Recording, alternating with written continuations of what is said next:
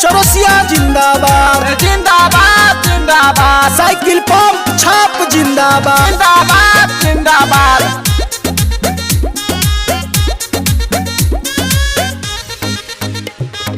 दुखियन गरीबवन के मिट्टी परेशानी, जीती है सरिता देवी सच कहतानी। ए भैया चाचा हो, दुखियन गरीबवन के मिट्टी परेशानी, जीती है अमलेश भैया सच कहतानी। देखो विरोधियन के लटकल बालोला, हो लटकल बालोला। ए भैया चारू ओर हाला इनके होला, ए भैया चारों ओर हाला इनके होला। ए भैया इनके जितई ह कहे पूरा गाँव घर टोला। भैया इनके जितई ह कहे पूरा गाँव घर टोला। भैया इनके जितई ह कहे पूरा गाँव घर टोला। भैया इनके जितई ह। जी हाँ दोस्तों, नौजवान साथियों, माताएं एवं बहनों, ग्राम पंचायत मछकामा से पंचायत समिति सदस्य श्रीमती सरिता देवी जी को अपना बहुमूल्य वोट दे करके भारी से भारी मतों से विजयी बनावे और एक बार क्षेत्र में काम करने के लिए अवश्य मौका दे और अमलेश चौरसिया जी के हाथों को मजबूत बनाए। धन्यवाद। मझगमा पंचायत खुशहाल रही भैया, सरकारी काम में लागी न रुपैया। चोरी घुसखोरी के ई मिटाई है हो, सबके पेंशन आवास दिलवाई है हो।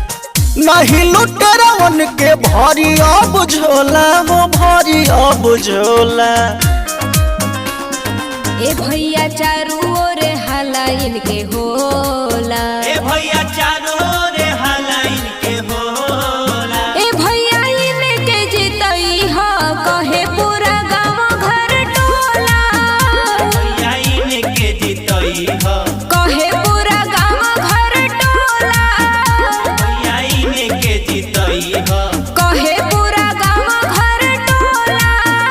भैया इनके जितई ह। हाँ दोस्तों, ध्यान देवे के बाद आपका अपना उम्मीदवार श्रीमती सरिता देवी जी के चुनाव चिन्ह साइकिल पंप छाप क्रमांक संख्या 5 पर मोहर लगाकर भारी से भारी मतों से विजयी बनावे और एक बार क्षेत्र में काम करने के लिए अवश्य मौका दे। सगरो विकास होई गौआ नगरिया, केहू न काम करे जाई बहरिया।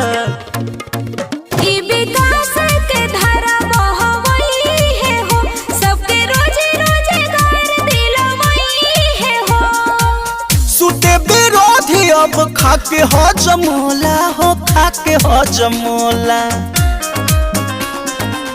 ए भैया चारू ओर हाला इनके होला, ए भैया चारों ओर हाला इनके होला। ए भैया इनके जितई ह कहे पूरा गाँव घर टोला। भैया इनके जितई ह कहे पूरा गाँव घर टोला। भैया इनके जितई ह कहे पूरा गाँव घर टोला। भैया इनके जितई ह।